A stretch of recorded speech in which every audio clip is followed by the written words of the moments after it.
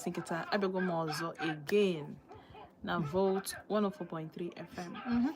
You have our live streaming channel na YouTube. As you know, dial no consue no your live.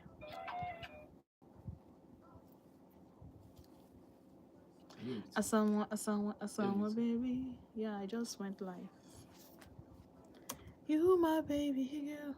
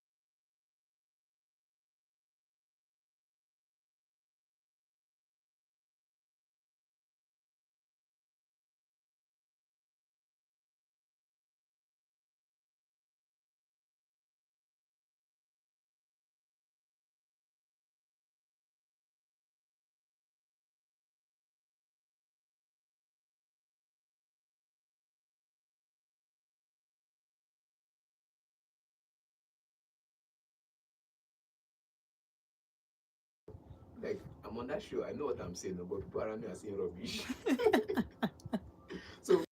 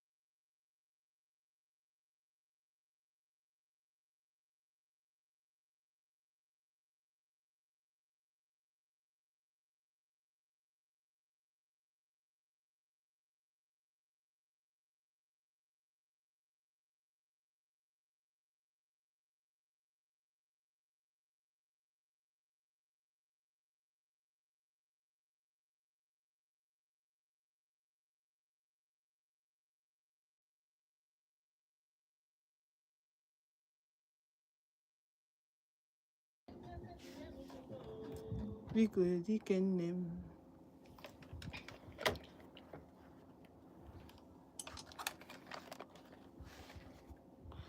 Yaba murume. Ochie dike nne m. Biko gọzie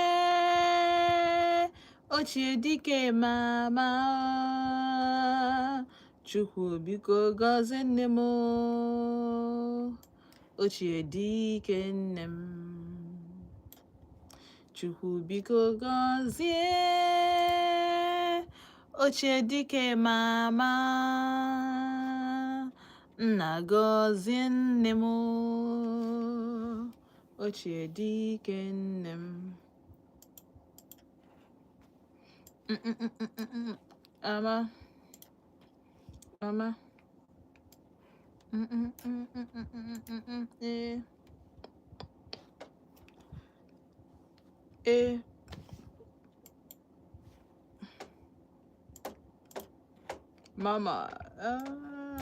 Mother.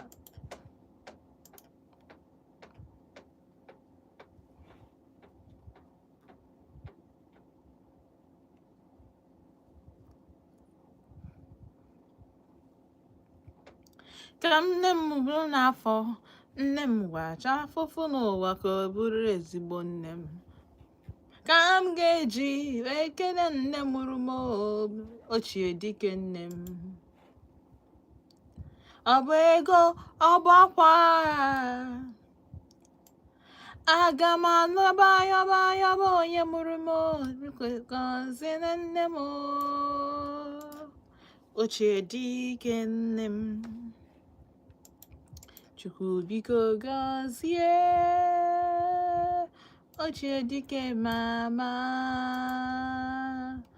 nna gọzie nne m ochie dike nne m Chukwu biko gọzie ochie dike mama nna gọzie nne m ochie dike nne m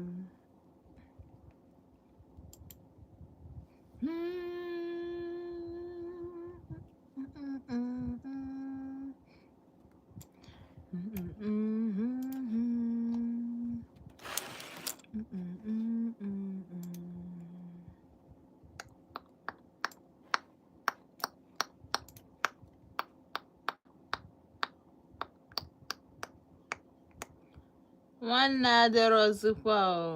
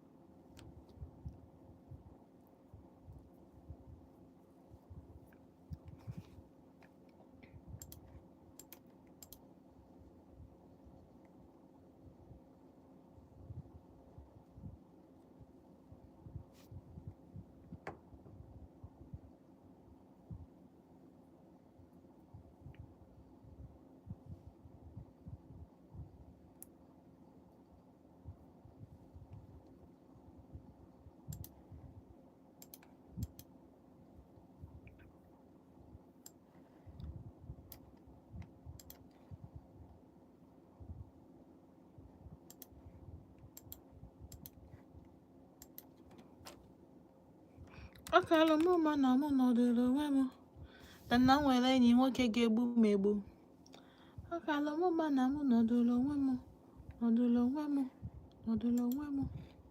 ọ kalụ m ma na mụ nọdụrụ onwe m na m nwere enyi nwoke ga-egbu m egbu papa baby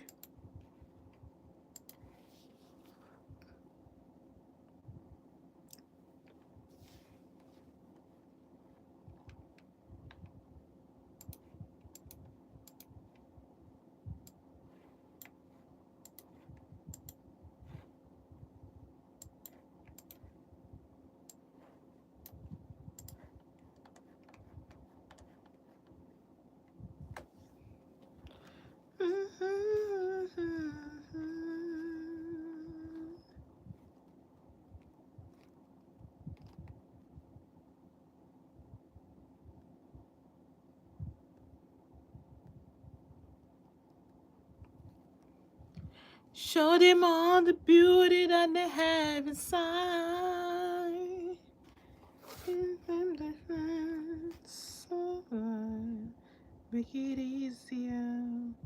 Make the children's laughter reminds how we used to be.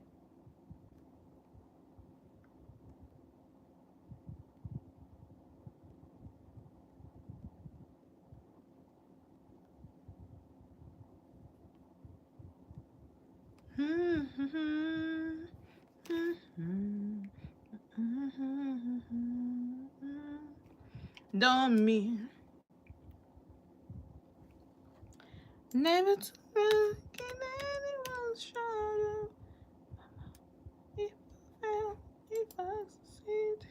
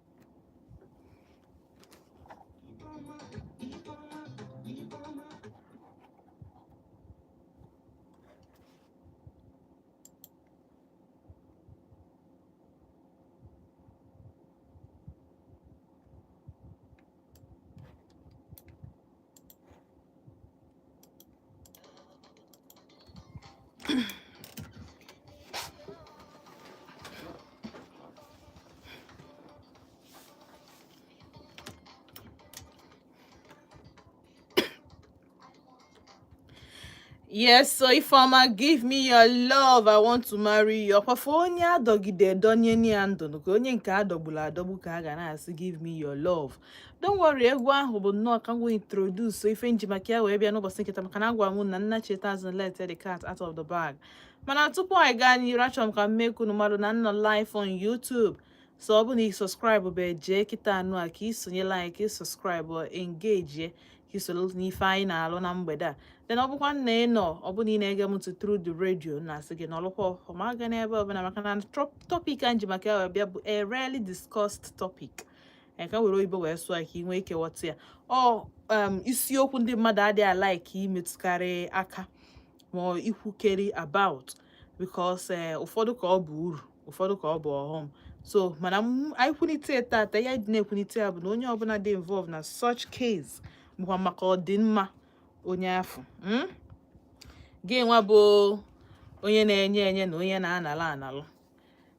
Ifeoma give me your love bụ maka nwoke ndonyelu ndụ ma nwaanyị ndonyelu ndụ, ọ bụrụ nke ndonyelu ọnwụ. Ka ihe na-ekwu maka ya, ana m ekwu maka ndị nke ahụ ọ ga-aba bịa na family of 6 ma 7 ma 5 ọsọsọ ofu onye na-eme ọfụma. Abịaghị na family like this now, ofu onye na-eme gịnị na-eme ọfụma. Kedu ife ọ dị gị ka onye ga-eme n'ezinụlọ ahụ? Ezinụlọ ọ ya wapụta nke nwoke maybe second son bụ ife kachasị eme ọfụma.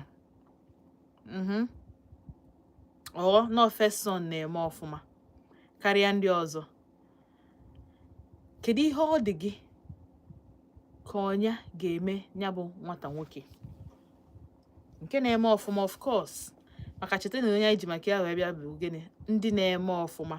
So this thing bịa to my notice. O nwee a brother na-akọlụ m na nwanne ya nwoke bụ sọsọ ya na-eme ọfụma, na ya nwa na-emekwa mana ọ dị emerụ ka nwanne nwoke na ọ ka need assistance. So wee bụrụ na nwata nwoke nwanne ya nwoke na ọ yọkata gị ego si ya biko na ọ na-alaiki moto ịmago dịka ka o bubatawa moto, ọ bụrụ na ọ bụrụ directly ka ọ na-ebubata n'aka mmadụ kama nye ya gịnị financial support ka ọ bụ onye dịka moto 5 ma 10. Ọ sị na nke nwoke gịnị nkịtị kpọkpọ. Ọ nakọtakwasị oke na ọ bụrụ ọzụ moto nye ya ihe dịka 3 million ka o bido shop nkịtị kpọkpọ. Meanwhile, abịakwa na akụ o gwara ụmụ nwanne ndị nwaanyị like ụmụ nwaanyị ịtọ ndị nke ahụ adị eme ọfụma. Nye nwa ka a na-emekwa gịnị ka a na-anakwa ego ayọla ebe eribe nni agbabe moto emebe nke a nụ ka mmegodu nke a nyegodu m nke a. Ya bụ nwatakịrị nwoke. Then parents nọkwa, nne na nna faka dị ndụ adịghị matagonu na a ga-take care of parents. Then anyị alụkwa ụlọ. So wee na-asị m na nwanne ya nwoke adịghị eyo, in fact na ndị ilo ka treat ọfụma karịa nwanne ya nwoke, na-adị confused na-asị how nwanne gị nwoke adị wicked nna na ọ dịkwa ka ọ nọkwa n'etiti kind ọ dịkwa na ịnọrọ n'etiti wicked ịmago na ọ dị moderate wee sị okay at least thank God na ya dịbe sure na ọ dị wicked anyị ama nsị na ọ dị wicked so ka anyị webe ya dat na ya bụ nwoke ka bụ a young man na hustle so ọ ka na-eme anwụ ike ya mana ajụjụ m bịaziri na-ajụ ya bụ unu adị sure na nwanne nwoke unu ji ego ụdị ego ahụ what if not just ego onwe bụ ego eji akọ mobile ịmago normal mmadụ na-eliju afọ nne ya banki ya na-achọkwa ije gba olingo na a na-enwekwa ego eji agba olingo ịghọtago what if na onye a kịta anụ a bụ onye ọ ga-abụ na ego o ji abụrụ ego ya eji settle anybody na onwero na ọ dependịrị ife ọ na-alụ mana adị sure na onwero shop ọ nke ọ bụla ọrụ oyibo ọ nọ ndị contract a once na while akwekwa contract ọ ya wa kwe enweta 10 million ma 5 million depending on mmadụ onye dị involved maka onwe contract a ga-eweta ma enwe ndị mmadụ 20 fụ na onye ọ na-enwetacha 1 million and their brothers and sisters ụmụ nwanne m na ụmụnne m na-ege m ntị ebe 1 million abụrụ ego na Nigeria today by the time iji ya wee mee ihe ị kwesịrị ime by the time na-eteta ụla the next morning na ọgwụgwọ for onye nwere responsibility because the higher you go in life the higher problems the higher responsibilities ị na-emit otu anka life dị man nọkọta na-emeki 1 million ike nwee responsibilities inwe mgbe ị na-emeki 50,000 ma 70,000 ma 200,000 is not possible possible the higher you go the higher responsibilities inwe and that responsibilities involve ego so that is how you get spend ya so you get spend ya enye gị 1 million now so onye na-earn 1 million or 5 million naira every month or every 2 months I'm telling you that money I'm fochi with you I'm fochi because by the time you took line na for 2 weeks no kwere ihe ịchọ ego for 2 weeks or for 3 weeks no kwere ihe ịchọ ego and that thing was not coming. Finally the money now comes ị ga-eji assault those things and ihe nna gwa ga-abụrụ ihe 1 naira ọ dịrọ possible. So now ajụjụ njụ nke nwoke bụ ịdị sure na onye a nwere ego iji settle unu ada anụbedi second daughter anụbedi third daughter anụbedi nyanwa na onwe ya bụ nwoke second son a standebe. So how are you sure na onye a kịta anụ a nwere the money to settle you people? What if not just ego eji eli nni person belefu na a ga-elijugodo afọ first iwu onye dị ndụ na-akpa ego na ihe adị na healthy na wee fụọ na-afọ ikpe ego ọ bụrụ nke ọ ya wee liche na otu na mgbede ajụ ebuwe gị before you know it na-ebubatazi gị ebubata na be gị asị na ọda. Now my problem with these people now bụ na ifefe awatara ọ bụ na ịda ofu onye adịghị adị mma cause onye a na-alịgo arịgo ndị 20 or let me can I have it exaggerate otu I had a 5 imagine ofu onye mmadụ 5 a na-ada onye nke ihe ọ dị gị ka onye ga-eme. A lot of people ewego na their siblings the wicked because na fa chọrọ ịkpata inyebi ife ego ha enegokwa n'anya na pocket mana nna m wepụ ego a mma ayọba ego ka my brother echi mma ayọba ego ka my sister nwanne echi. In this scenario now kedu advice ị ga-enye onye dị otu a ke nwoke asị na nwanne nwoke na ring ọ gba n'aka bụ 1 million nke ọ gba na wrist bracelet ọ gba bụ 500,000 shoe ya niile adịghị agafe 50,000 100,000 200,000 nna wandazi ihe ọ bụ na ọ bụrụ witch kedu ihe ọ bụzi amarọkwa m but efeel m na mkpa ego right hapụ m ka spend the money otu nsue chọọ spend ya nchọ inye nye but in this situation na achọrọ m ka anyị mara advice nwata nwoke a na-ege ntị because ihe a na ọ mewego nke iso okwu ọ bụrụ in terms of iso okwu ịmago ọ na-eme ọchị inwe bad blood ebe nwanne ya nwoke nọ which na ngwa ya na ọ dịrọ necessary na ọ bụ na ọmụ bịa ọ mara ife nwanne ya nwoke na-eme na-eme ya second mana kedu ife ilo kedu advice ị chọrọ inye this person cause mụ na onwe m adị m confused amara m ka akpa nwanne ya nwoke ha mana ọzọ gwara m na ọ na-eyi bracelet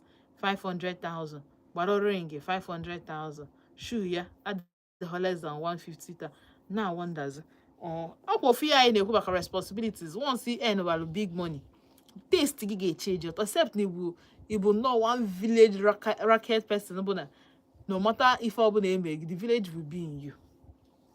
Mana can advice ị nwere inye this person kpọọ m na 0706 048 5853 ma kpọọ na 0915 570 8347. onye anụ abụọ ụmụ nwanne na-abụ ofu na-eme ọfụma ofu adịghị eme ọfụma ọsọ ya anya help ya nke nwoke na-agbagharị mana according to him na ọ na-ebi expensive life. Kedu advice ị ga-enye ndị a na-abụ because nke nwoke na-ege and oge chee onwe ike ọbụna okwe nwanne ya ọzọ na-ege ka ha mara ihe a ya agwa ha. Hello. Good evening. Ka ime? Chekwube nnọọ. Gaa n'ihu.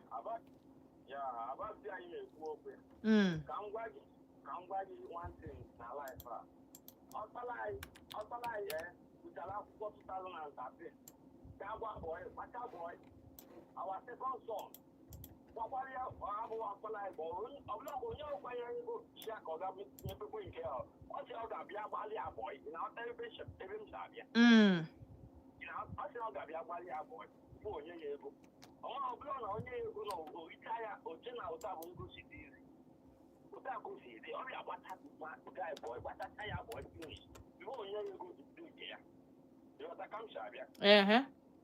so ọbụla dị kolike nọkọta enye nwanne gị ego dị ya gị ọkpara kacha akwụkwọ gbata bọị fesịcha niile o fesịcha na bọị n'ahịa biko ka onye gị ego ya nye gị ego tata na ime ya osisi lai imecha ya bịa nyewa ọzọ ahịa esi okwesị ime ebe ahụ ya ahịa sịrị ya ya sụrụ ebe ọ ga-agba bọị asị igbo nwa anọ nghọta ihe a ka o kwesịrị ime ihe a ka m nwa ka m ọya ka m chọrọ ịgwa gị na ya nọ ya publisher not to able to about boy up to 5 years. You buy I went to do on your own. I'm not doing it, but now why again? Why? You will want to know what. Mana onwe eji mmadụ nwee eji o kwesịrị ịdị gbadebe boy. Ndị ọga na-ewe eji ọbụla kịta na ịgba boy.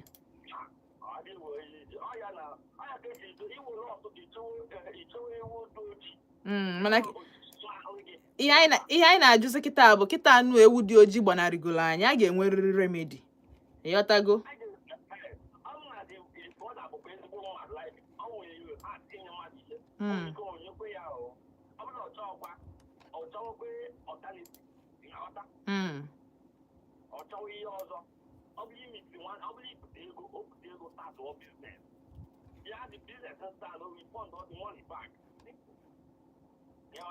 Okay, daalụ sọ.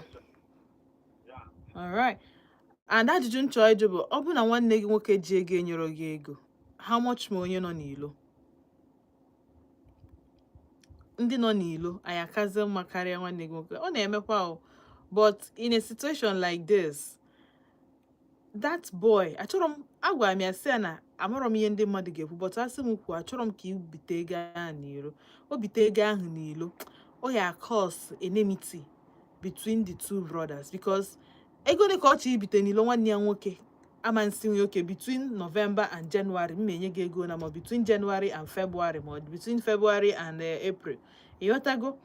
So amarọ m uche onye adị njọ onye mere anyị ji ebute ebe a ka anyị tinye ọnụ na ya ka anyị kpaa nkata. Hello. Ka ime? Mgbede ọma, ka afa gị na ebe isi akpọ m? Anwụ nnọọ. Ọganihu.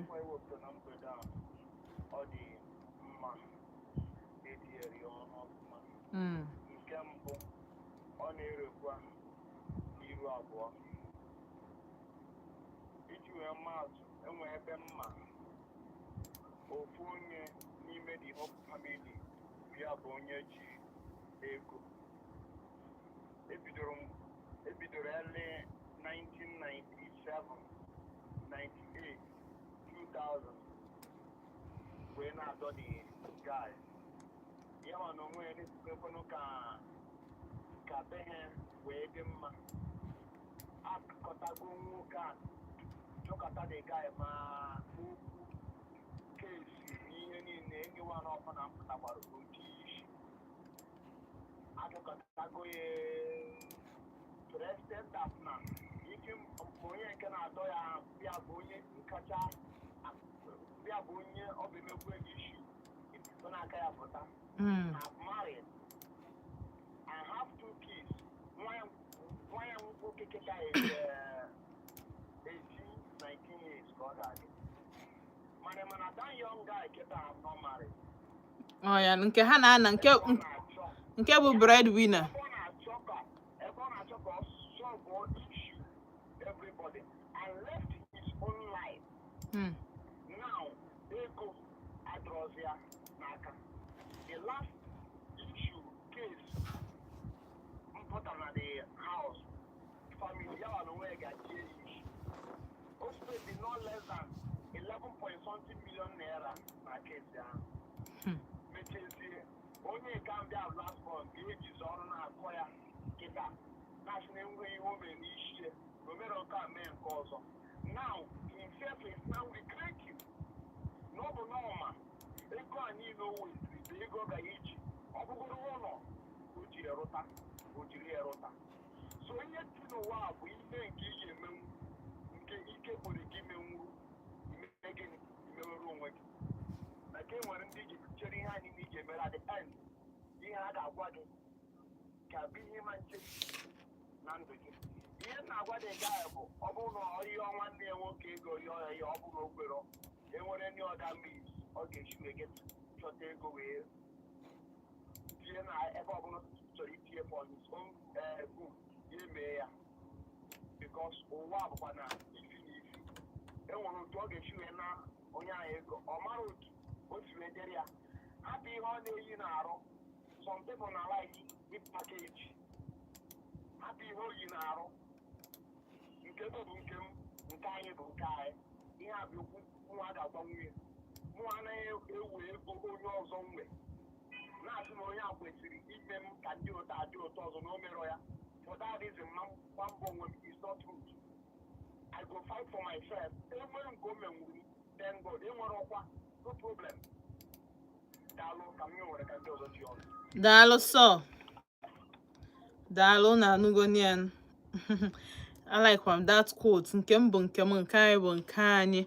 0706 048 5853 ma ịkpọọ na 0915 570 8347. Anọ m live on YouTube in case you try join them live. Hello. Keke ime. Justice no. Ndị kwa oyi, ndị mma. Wee tokwa ọnụ gị o. Ọ ka mma now.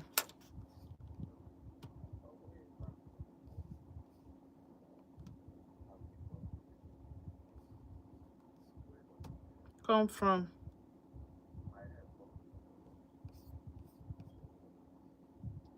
Come from.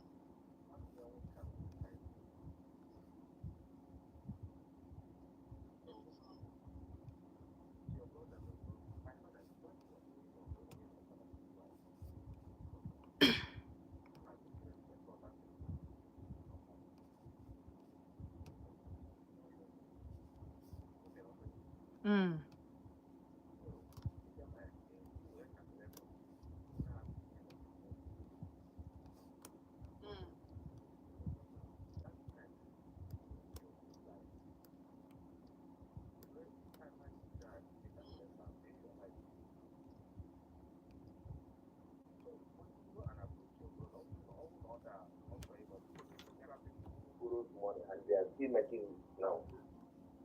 When the kilos start their life, if we are consistent, and then you will get there. What's in a vision? You will get there. So, all names and loan, you ask your brother for money and you within yourself, you might have to know when something is and he gets produce if you are given that opportunity. Please collect the loan and make up your life. Don't wait for him. Don't wait for him. There are times you look at somebody, you don't know what that person is passing through. I mean, I was saying, you're not passing through. You know somebody that's in a ministry, maybe your contractor, you need to dress well. All those things you may do, or maybe your own intention, yeah, but you do it to attract favor or something, procure favor on his part. Over na the pastor na your contract. You have to dress well. So don't try to be making it as if no, you are entitled to it. Well, if you're entitled to it, even as a father, your son is not entitled. So for a good father to get this word for his children. So you're happy, and one day you won't take. He came up their own solution, more than your own life separate. Okay. And the people don't in India, they not the entitlement. Other Hanaka, they don't do. Those people name entitlement mentality. Those Hanaka, they can't help. I don't know how I call it. So these guys should improve your life. Give your body a look. Go and improve your life. Under the it's an opportunity for you to do well and challenge me. See, and I beg you for something like this. Look at me today. Are you getting me? So let him improve your life. You don't have that entitlement mentality. Let him go and improve his life. Or with that life, he will not go far. Because everybody's property is that it as your share. You that you have entitlement to it.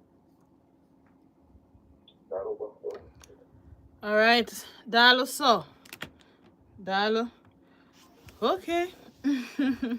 Anyị na-amụta na everyday nke m bụ na efilipem na otu ọ bụ nwanne m ọnwụfọrọ m ala ma nwụfọrọ ya ala na ndị entitled to ihe ọbụla onwe ụdị mmadụ m kịta nọ ma ha nọkọta dị entitled to onye ilo nweghị gbasata m na onye ilo mana efilim asụ ụmụ nwanne but ihe a niile bụkwa family o well edepend kwa ka esi wee zuo onye ọ bụrụ na ị ga-edemand for the money ọ bụrụ ngwa arụrụ ọrụ kpata dị ego but efil me ya uche mo that na otu amụ na gị bụ nwanne he decide not to help me fine but abụ m mmadụ I will feel pained I will feel betrayed especially ọ bụ na ị nwe dị ego especially onye nke a na anyị amụrụ ka akpị ahụ onye nke a just na calculate based on show off ihe dị on the surface one day onye nọkọtazie Chineke dowe unu ndụ nnọgide 60-70 years police akọ ha aka na doye ma na ihe niile ọ na-eme dị legit na ọ bụrụ oshi ka o zu ya ọ bụrụkwanụ mmadụ ka ọ wọle wee nweta ya bụ ego wee go those things because normally ọ bụ na ị na front ụmụ ihe I believe in family legacy ị kwesịrị inwe something share ebido ebe a grow wekwa enidro ka ofu onye ka mmadụ 4 ma mmadụ 5 ma anyị adot the person ebe ahụ ego ahụ si abịa ọ na-agwụ agwụ na especially ebe onye ahụ nwere too much responsibility mana nke ya ji na-ekwu nke a bụ na onye nke anyị amabero ego n'oji anyị amarọ na fronting bụ all those things ọ na-eyi all those things o nwe but the guy according to him bụ na ọ fụrụ nwanne ya nwoke fụ asụ onye ga-enyelu nwa ya aka na asịkwa ya gụọ skuul ọ gụcha skuul ọ chọfụkwara ịgba boy mana family ha na-adị educated na nyanwe na onwe n'anya business dị ya n'anya since na ọ chọvụrụ dị ịga skuul mana afọ ọsọ ya ọ gachakwa skuul pụta with good results kịta ọ pụtazi na onye ọ na-agbazie ya nkịtị nwanne nwoke na-emezi ọfụma nyanwe na onwe ya ọbazie nwanne nwoke ya set ya up ka hapụ ị na-ayi ego ka hapụ ị na-enye ịmagonu nwantịtị ihe ọgbagharịba maka ego ya bụ nwoke na-emegide na-postpone ya na-akọọla ya akụ na-eme na emekwa na alụ yiri nke mgbe ọ na-akọwa m dị na o wutere because o nweghị dịka nwoke chọrọ ịgba mbọ mana onwero means onwero helper nothing and they feel ma so otu ọ bụ nwanne nwoke ọ bụgodo na ọ chọrọ inye ego ya nye contact o ya enwerịrị one ya putuo nwanne ya out there ka ndị mmadụ fia mana ọ dịgo ka ọ ga-adị mana advice gị ka anyị na-eche hello good evening keke ime adịkwa m oyi Kenechukwu from Enugu nnọọ Dalo. Wait, and all the dicey.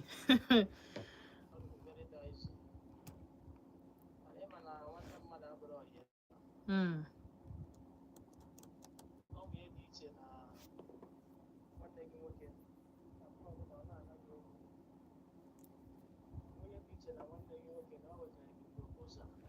Hmm.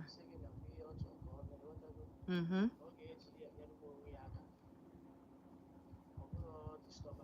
Hmm.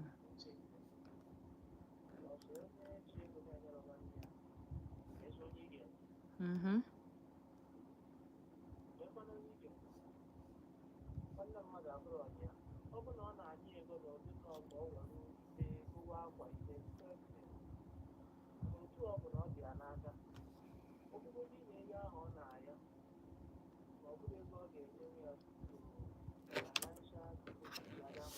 Mm.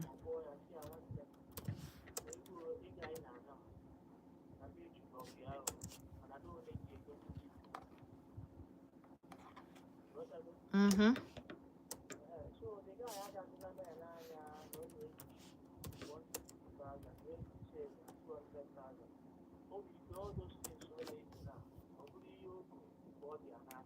Mm.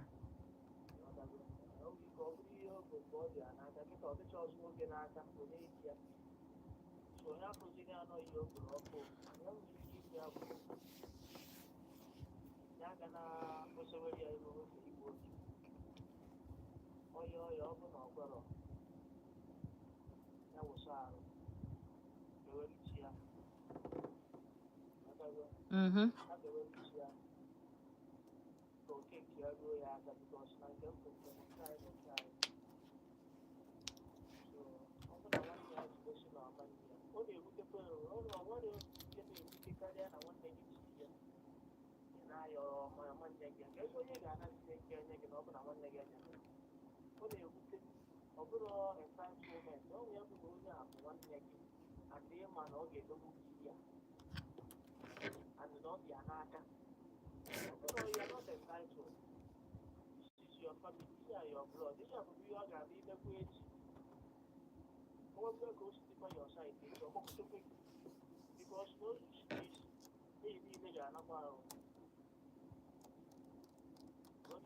Eziokwu.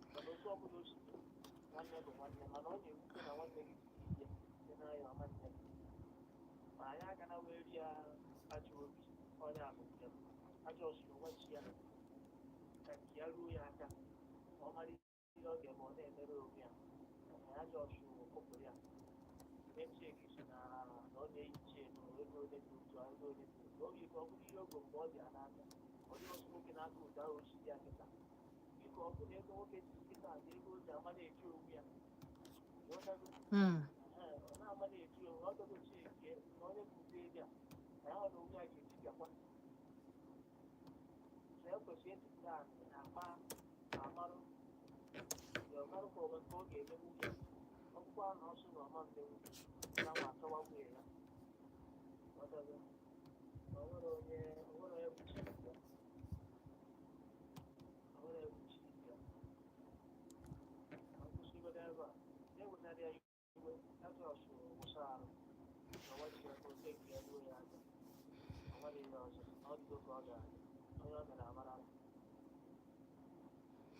Dalo.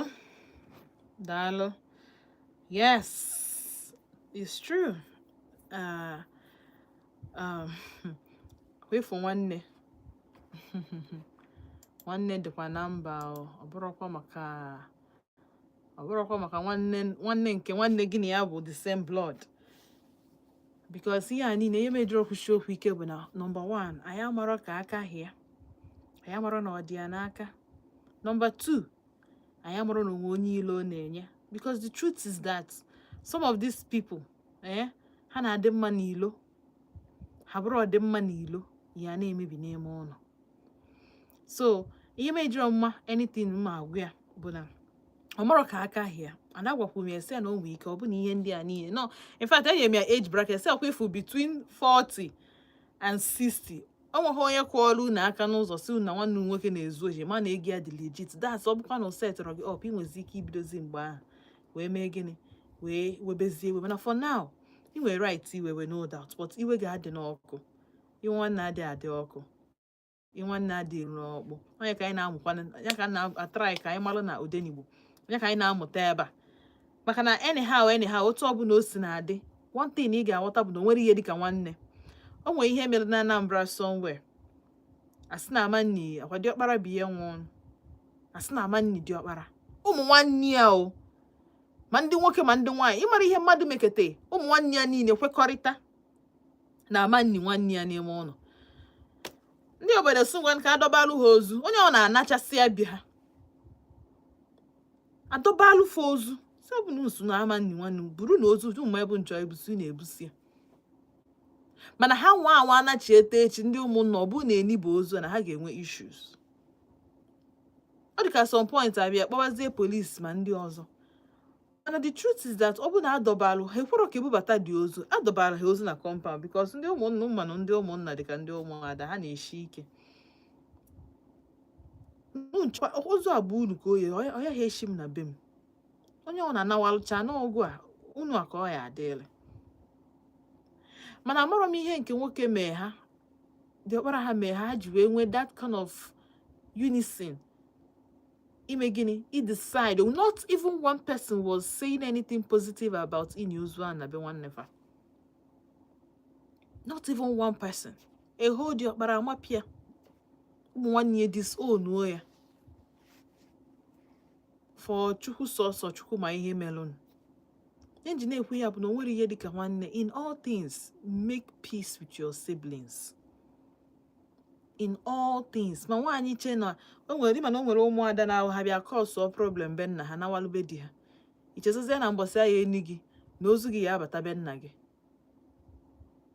Then imagine your children some funny stories about you.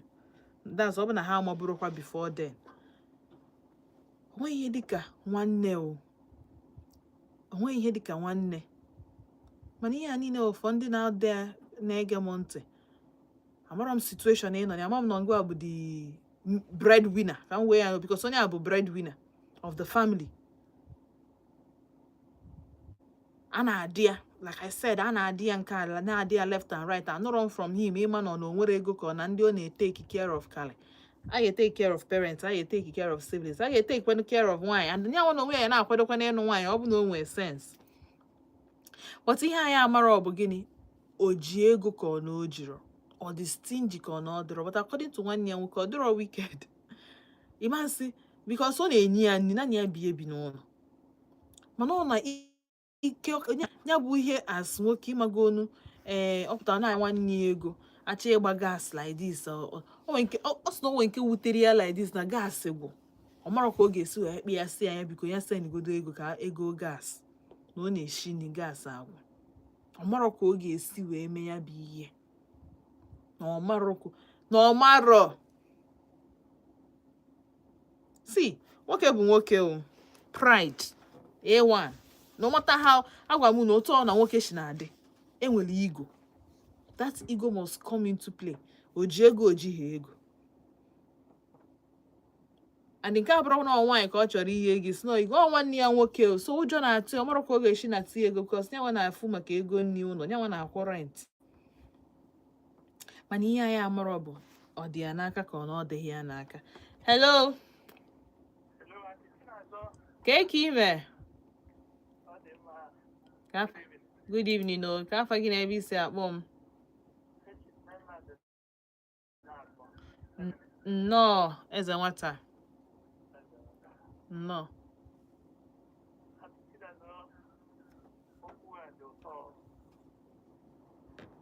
Mana nke na-ewute m ụlọ nwanne ya nwoke ahụ ije chekiri ihe oyi n'ahụ ọkwa ya ka gara agbakwa gas azụ nne azụ nna azụ ebe niile ọ na-agwakwa ya ka o votere ya ego o ji ya ebido biznes a na-eji nwayọọ nwayọọ aga n'ụwa ahụ na anụ ihe na-ekwu Nna anyị na-ekwu.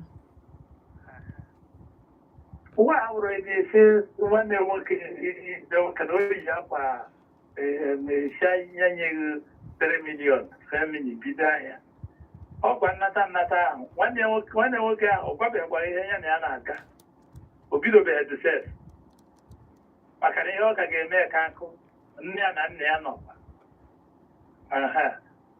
ọkwa nwanne ya nwoke ka ọ bụrụkwa na ọhụrụ ibido papa ya sef ọma nchajikwa papa ya otu a ọ ga-apụ jee chọba ebe ọ ga-ebido ọkpamepin chishinanị wee chọba ego rụwa ọrụ o jee rụta ọnaka ebe o nwere ebe ya na nne ya bi o bido na-arụta ego na-agba mbọ ebe a ka ọ ga-esite ebe ọ ga-enwe ego karịa nwanne ya nwoke mana ọ bịa tụpụrụ ebe ahụ nwanne ya nwoke nye 2 milion nwere ego nwoke ọ na-awụrụ nwanne nwoke kwenye that matter ya nọkwa ọmachaghị papịa like that ma ya nwere complain of ihe ndị a Daalụ sir Eze Nwata. Daalụ. Alright, so ndị nọ na YouTube channel anyị ka m attend here to you people. Chiamaka Amara. Hi, Kekime. Chukwuma Brain Charles. Good evening, Auntie Chinazo. African culture does not bring the continent to help brothers due to black man's government ways. Okay, what do you mean by this? But help your brother if you can. It's very good to help your siblings. Very good. So, Chamaka Amara say, hi, Auntie Chinazo. It's good to help, but let the help be channeled into something productive, so that he can also stand on his own and be able to help others. Standing on his own. When the program asks him, he can bring him in. Yes, now barrier boy, because sometimes him and I see here boy and on had them one neighbor boy make see finish. But open one nature can one boy. Why not he hook here up with somebody else? O nwere inu ndị Igbo ndị be anyị na-atụ ha si na o nwere ka inu asị wee ga na oke ka gịnị adị agba ọsọ n'efu, something like that. Onye unu ya na-agba ọkụ, thank you. Onye unu ya na-agba ọkụ adị eme gịnị, adị achụ oke. Onye unu ya na-agba ọkụ adị achụ oke. Ịma ihe nji na-ekwu ya, ihe ahụ o yikọsi na-arụ ka family background gị dị, ka your family unu na-asị na o kwesịrị check ọkwa na ọmụ mma check kwa. I'm sorry, I'm that selfish. Yes, I'm very very protective of my siblings and anything. So ọbụna my parents now n'otu anyị nọkịta anụ na ezinụlọ anyị adịrọ na imago na anyị adịrọ rich, we are still coming up. I can be up and coming. In fact, I am up by come because so onye be megini na-eme ọfụma. Then ofonye na-eme ọfụma iwe nweta ego brain gị wee thinking that the best thing you kwesị ime, the first thing you kwesị ime bụ gold 500,000 or 1 million. It is also na it's 1.5 million na business and you nweta 3 million. You give 1.5 million give it just ije gozi icho ije gba na ije ihe on icho ije me abịa bụrụ na ana ka eji ya wee gbakwa o enwekwa ike ọbụna nke nwoke gwakwala na ya mara. But onwekwe can see a reason, right? I feel him that na ọbụna nwanne m need the phone. Mo nweta ego iPhone 17 Pro Max. Mara ego iPhone 17 Pro Max. mmeweta 4 million naira ahụ mma na nwe igo iPhone 14 Pro Max nke yi into 2 phone nwe ikika nke ya bụ my sister dị higher mana m egori ya phone because ka ị na-ebugharị iPhone 17 Pro Max mana nwanne m nwaanyị na-use Nokia Touch agba rọba ama m na-eshi otu ahụ erizini ọ dị ka nwoke na-emeki ego mana ife nwunye ya dị ka onye ala ma ụdị na nwunye na-take care of themselves mana efe ụmụaka. The truth is that all one person ka a ga-eweta as light ga-egosi ndị ọzọ ụzọ.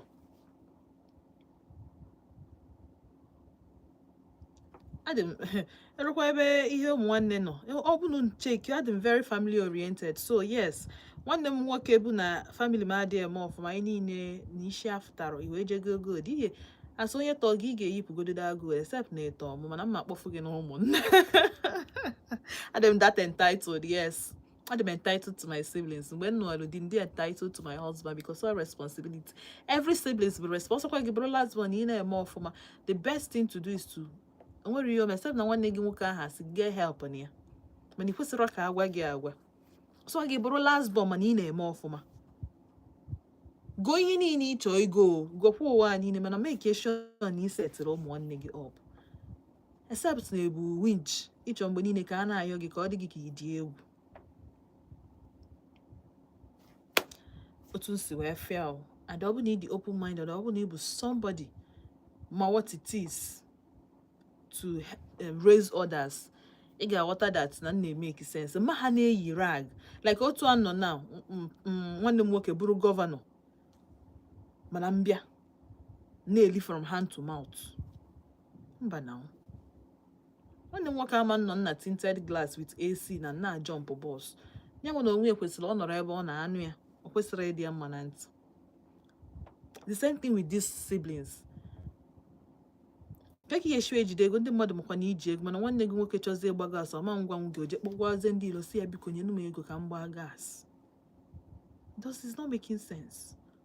Na onye a na-akwa asị ọ bụkwa one of those lazy men anyị na-asị na fachi itukwa na ha chi itukwa na n'ụlọ doing nothing onye achọ ime something kama nwanne ya nwoke si ya mba just like this our brother kpọọ who si gịnị nya mee gịnị nya set ya up kama nya si ya na-ekwe ego n'oji na ojiri ego ọ bụ na onye nwere sense ọ ga-asị oke ka emepe akaụntụ ihe ndị 1 million ka anyị na-etinye 500,000 chọtagodo ọlụ for now onwe even if na ịchọghị set nye onye aha ideas ihe this guy na-asị na onye agbachipụrụ ya nkịtị is as if na onye na ọbụrụ mmadụ ka ọ na-agwa okwu o nwere many ways ị ga-esi wee meelụ mmadụ ihe o nwere people mma ha chọrọ inyere gị aka mana everyday a na-akpọ gị hey nna ego ahụ isikwana m nye gị o enwetabekwa m mana nna ịgba onye adịghị agbagharịkwa ọ chọghị inye gị the money but ọ na-akpọ gị ọ sị na nwanne nwoke adịghị egosi dị ya ụdị first ma ya bụzikwa na ọmakwụrụ dị sef na situation ya na-emetụtakwa ya n'obi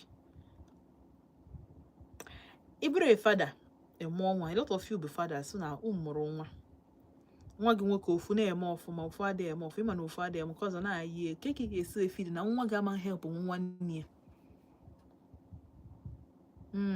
because I shot on kwube ma na say father nwa gị ekwesịghị ịdị entitled to your money or to your anything ihe kwesịrị ime let him work ka ọ ghọta the essence or the importance of hard work oyu nga na-agwa onye a sị ya nwanne ya nwoke a tinye ya nye any money ya tinye ya n'ife ọ na-eme mana ya ji egba abọị o nwere ka onye a kịta na o nwere onye ga-ehelp ya mana nwanne ya nwoke ji 1 naira why not si na 1 naira nye 50 kobo ngwa jee kụọ ọbacha ọ bụ na ihe dịka na nwanne ya nwoke setịrị ya up kịta anya nwa semba na ọ chọkwa ime biznes ya mana onye chọrọ okwu enwe m 1 naira 50 kobo anụ achọrọ m ike into 2 ka nye gị 50 kobo ka ihe si na ịchọ eme jee mee efizi jee nye m plan gị just like somebody say weta proposal ka m dị sure na ịma ihe ị na-eme na ịma ihe ị chọrọ eme na ịma ihe ị na-ekwu. Life no hard pass like that because I'm telling you here be one of the things na cause enmity na family. Ihe eji ego mana ịchọ ka a na-ayọ gị anyị chọrọ iset mmadụ ọ a ga-atọ na-ayọ gị year out. Ichezozia na ọsọ gị unu idiri idu 2 ma 3 onwe mbọsị ọ dịrọ gị n'aka onwe onye ịgbatakwa enyelu gị aka just nyelu nyeluzi onye ahụ aka ma nya bụrụ na onye ahụ pụta in the future no bụrụzi a wicked brother or a wicked soul to you. Anyị amalụ na onye chọrọ okwu hafụzie posterity ka ọ judge ya the person. Ụdị ndị a dị last. I'm telling you. 0706-048-5853 ma ịkpọ na 0915-570-8347. Hello. Good evening. Joseph from Transequilo. No.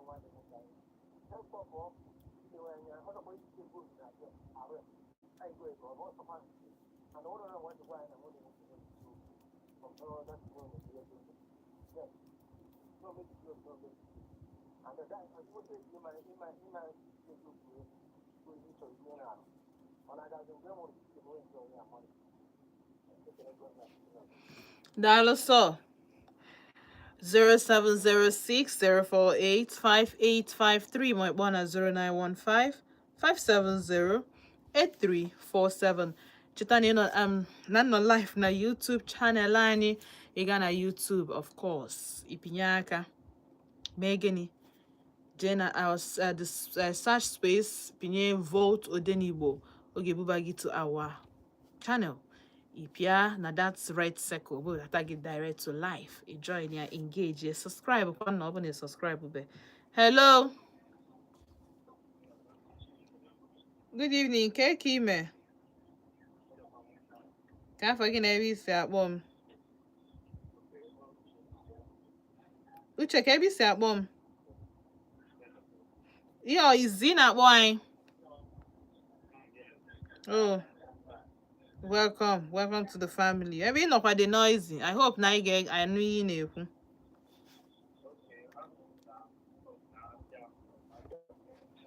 know. And you.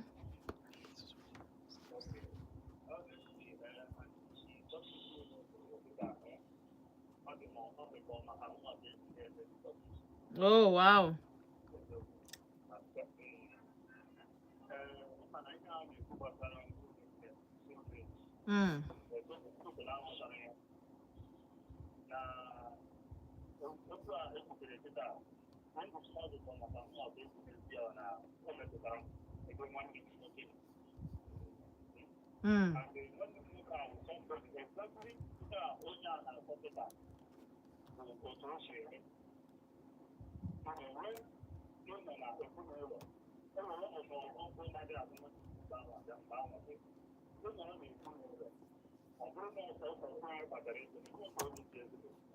Amaro.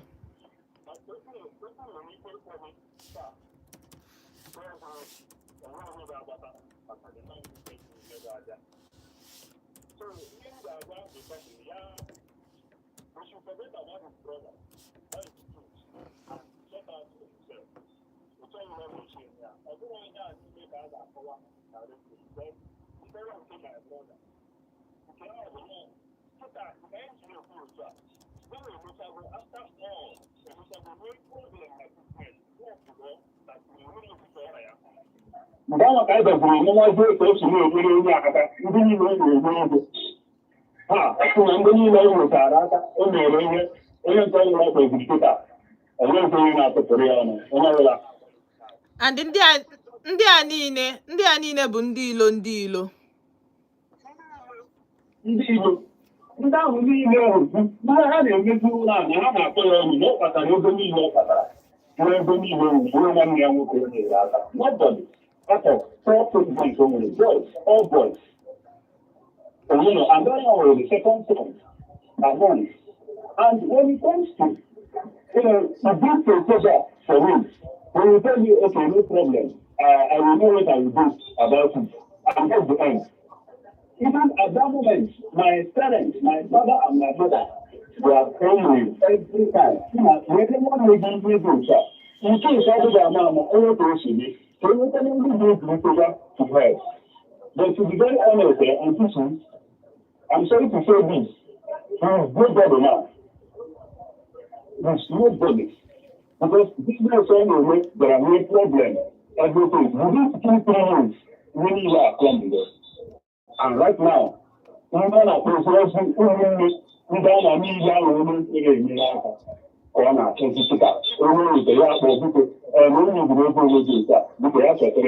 but at the end, if you're not on your phone, because women are going to be the best people than teaching.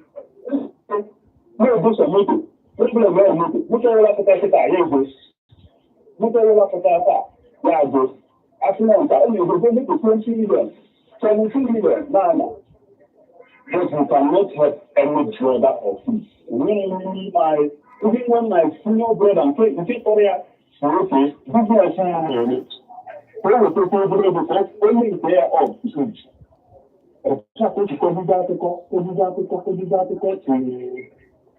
I think and so this was last one here. And now, where is the result? Now he's now coming back to the seven, those situations when we are and everybody has that in every regular that when you needed that help, this person did not help us. And now we should have been doing that. This guy will be honey. When I did, they were nowhere to be found. I took everything of my house to the same. Now, give me any that. And they will only do that. The problem on me, my employer said, one, I'm not doing too much. My wife is going to start a boutique. Need I got because someone has been right from 2001 to 2020, 2016, we have there, Balabaya, just to help us understand. As a two-plus, we were even promising me. And they go, my international passport in America grew a fast. From 2012, from that time I moved online, 2 hours over more wine. I was hustling. So even when I went into sewing, went to fashion designing, I went to what to do with the industrial machine. Beautiful. My parents, everybody was scrambling. So if you remember the family, bring their all. So that we will help out. We will be working out. Every 4 years, we will not building at that family. So this was the story. In fact, when I was listening to this story, I was feeling so bad. Honestly. But the other thing about the guy, we should just sit up for himself. If you're man, even what your brother cannot do for you, you should try and do it for yourself. No matter how little you start. You know, you get from somewhere. Where the school needs you know, where you find somebody from outside, not even your family, that will help you. I don't know what I'm knowing. Dalo so, dalo. I want to control calling about my maternal home. Mana maha kiata. Ọ dị ka ma ga happy echi. Mana achọ m ka ofu nwa na ojoto kpọọ m. Because onwe sometimes a na-asị ndị Anambra. Ọ dịka. O nwere anything this special about ndị Anambra. But ihe this special about them. O nwere ihe this special. Let me just put it that way. The only thing ha na-eme dịka ọ dị iche bụ na ha value family. Have value family. I'm not know what the notion family. I'm not know what the family mean. Because what's here? A lot of you who know who na man know here. Obuna ofu nwa na ojoto ya kpọnwụ m. Achọm ka ọ kọwalụ m ka ụmụ nwanne si eme na ojoto. 0706-048-5853 ma kpọọ m na 0915-570-8347. Of course, ọ bụrụkwa sọ ndị Anambra na-eme, nwekwe ndị ọzọ nwekwala ụdị acumen ahụ na-eme ofu onye nwe ego na family o wenye ndị ọzọ. Iche na ndị na-enwe nwere sense na-agba machine. They check your nwoke na-agba machine. Check ezinụlọ ya. Because a lot of things I na-eme, I aghọtara the essence of siblings, the essence of togetherness, the essence of love in sharing.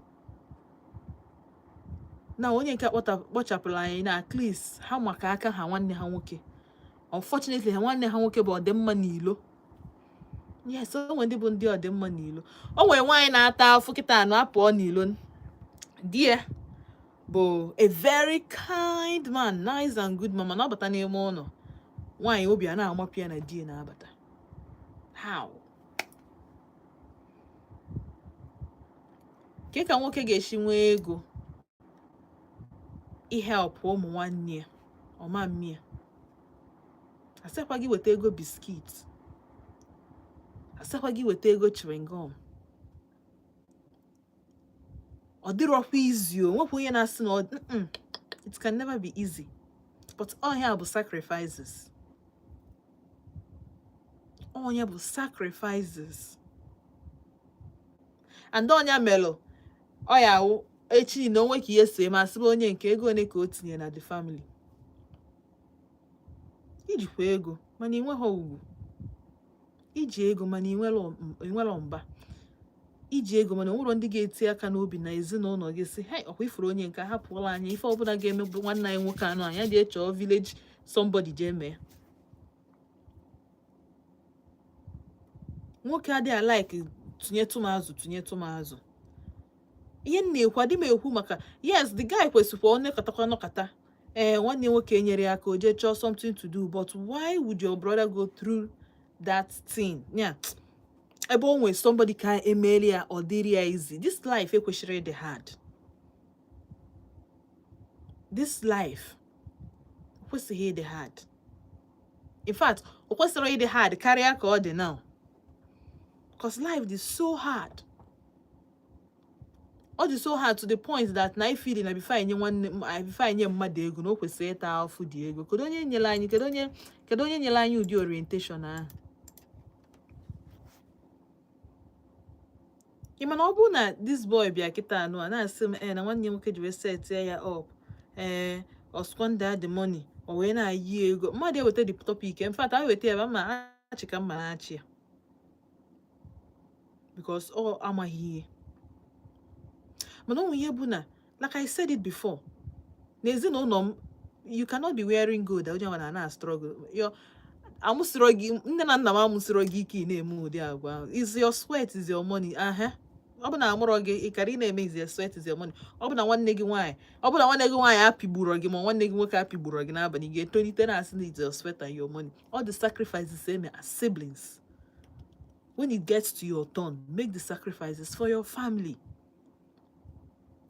Ịkpata 20 million to onye gị the right ijewe ị ga-eset godo ndị ị ga-eset nya dịka ị kwesịrị ịma na 20 million na ntinyekwe like 18 million o ma 15 million wolu 5 million set godo off bills ma ịmago.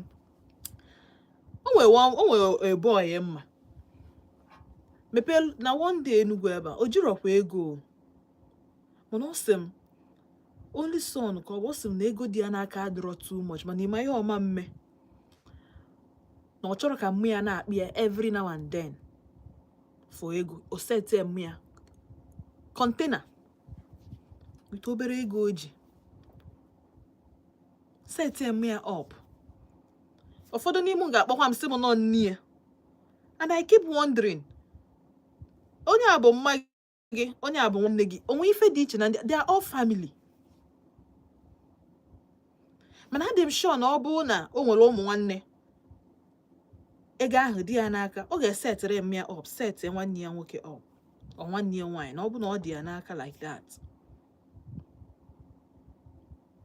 So sometimes amụrụ m otu I see afụ family, ihe family bụ to us, but to me otu esi wee zụlite m, there is love in sharing. You must share every single thing, including that money iche na alright gị. Asị m na o nwere akọ mma akọọlụ maka ezinụlọ, but ọ ga-adịwe echi. Hello, ka ime uru chioma ka ya afa gị na ebe isi akpọ m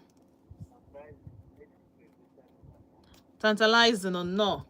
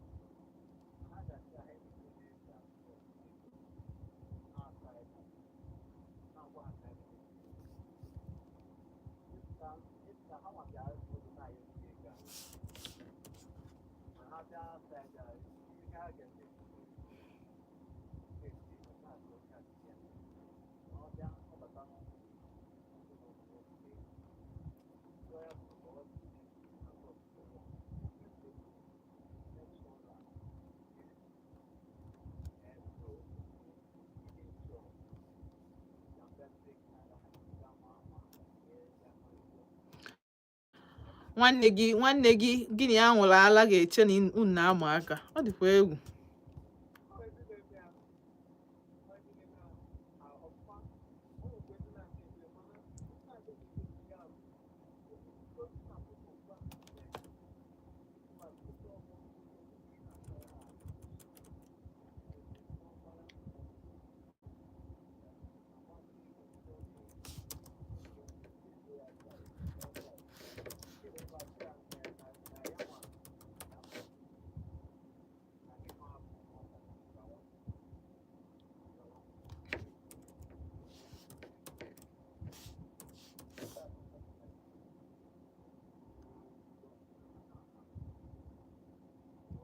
Mm.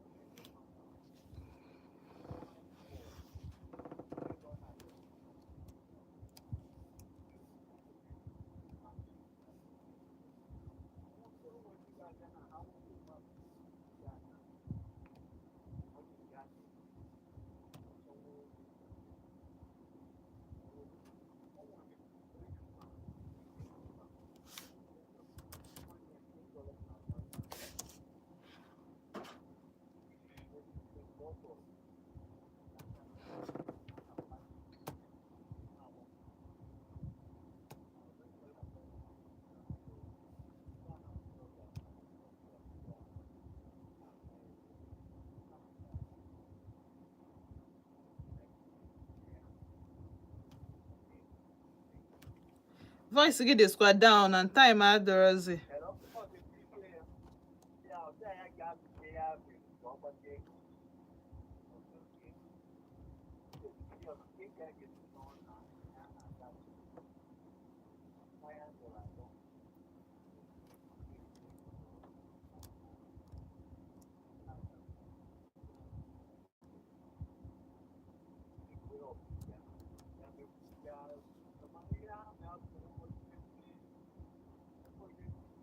Mm.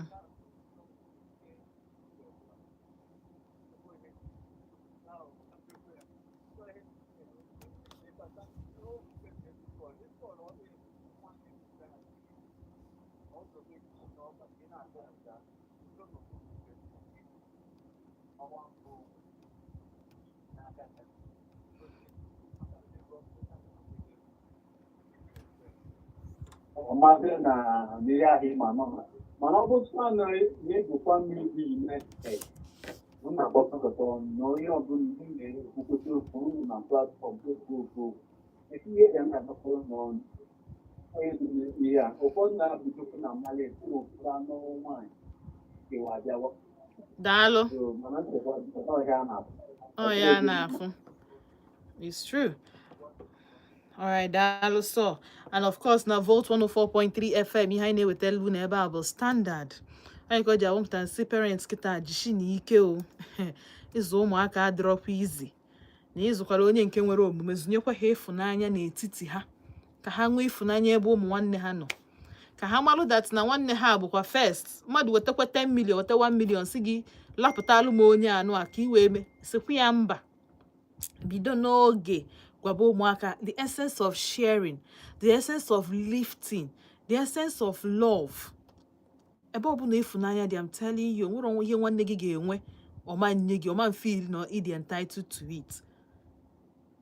Mana okwu m ga-ahapụrụ unu bụ na last born anyị amụrụ m na onwe family ọzọ na-eme but ebe a nọ kịta ọ bụrụ ọmụ a na-azịa ụmụ atọcha afa ncha mana onye nke ntọ sisi hapụrụ ya onye nke ahụ my mom wepụ aka o mpa m wepụ aka o ụmụ mana onye anwa ga-eme gịnị nyanwa ga-ewere onye nke akpọ ya responsibility. Amara m how many people onye nke a dị entitled like ọ ga-asị ọ bụ na onye enyeghị ego like this na ọ hapụ school natabasị ya kedu ihe mere iji be send makwa nna if onye nke apologize adụkwa m sorry ihe na-eme erika dị onye bụ love o nwere hatred o and opportunity nke nwaanyị ịbịakwu fụ nwanne ya nwoke kọsọ a na excuse nke nwaanyị na-enwe isi na school gbachapụta si na ọ na-abịa ịmagụkọ onegharị anya o help nwanne ya ficha ụlọ mee nke a so onye na-ewepụta something because onye na-efid gị onye the only thing ị ga-agba mbọ imeri ya bụ gịnị inodori ya ife o ji wee bụrụ mmadụ anya. A lot of you ka ọ ga-abụ nwanne unu nwoke studio oke rụọ ọrụ na unu na-ewere ego richapụ ọ jecha bata ọ bụ na ụlọ dị ha ncha bụ ihe ahụ ọ bụ na probably na ọ narị arụ dị ụlọ bụta ọ bụ ọzọ n'afịa ọ na onwe dị ụlọ dị nwoke richapụrụ ego ha ji abụrụ the height of responsibility and most of these things bụ either na ihe azụnyere azụnye or ife pikite n'ụzọ. So anyị ga-adị very careful on how we train these children. To me ọ dị very very important. Amara m maka onye ọzọ mana mụ nwe ebe a nọ kịta ọ dị m ezigbote mkpa na ụmụ nwanne nwee love ma that na ọ bụrụ na ọ bụrụ nwanne ha nwoke a ma nwanne ha nwaanyị a ma ụmụ nwanne ma enwekwe onye ọzọ enwekwe m onye ọzọ jisi na ike aga n'ebe ọbụla anyị ka ya weta elu gị comfort zone na ọkụkwa na alụ 7 gị na Malaika nọrọ ebe a from 7 till 9. Afọ mba ntị Chinazụ nna so onye mara asụ ya sụọ n'ikwe onye mara asụ sụba n'ikwe ịsịrị ọkwanụ na ịma ha asụ sụba na mbọsị ịsụbielu mkpịsị ụkwụ gị onye ọbụla ezuo ike mbọsị ndị inyere aka n'ilo ndị bụ na ọ na-aka gị mma inye ha ihe n'ilo mbọsị oyi eset ịgbatakwutewere ụmụ nwanne gị onwero ifefe afọ onwere goodness inwe ha share ha partake in. Daalụnụ ka ọ dị n'echi. Ndewo.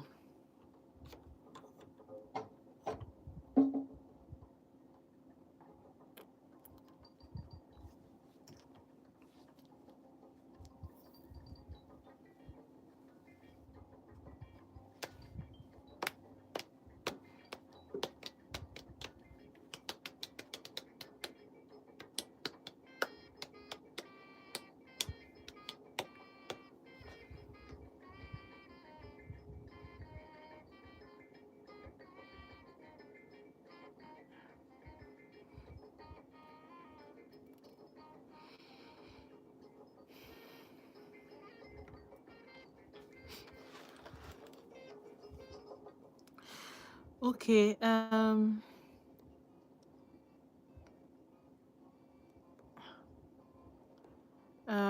where did I stop? Brain Junior, good evening. I love your program. Keep it up. Dalo so. Chukuma Brain Charles, you are too much and teaching us all. Chukuma, you're creating good movement. Oh yes, I'm planning to take this further. Always good looking, babe. Everyone have to like you. Nice girl and welcome to Dalo. Ono Angela, Dalo so Manuel, Dalo. Onyejekwe Cecilia, Dalo so good evening, mgbede ọma.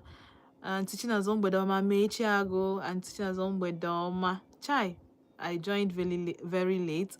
Oh no, I missed today's program. Don't worry, echi ya aka mma. Echi ya aka mma. Dalo so. Dalo. All right. Ka ọ dị n'echi.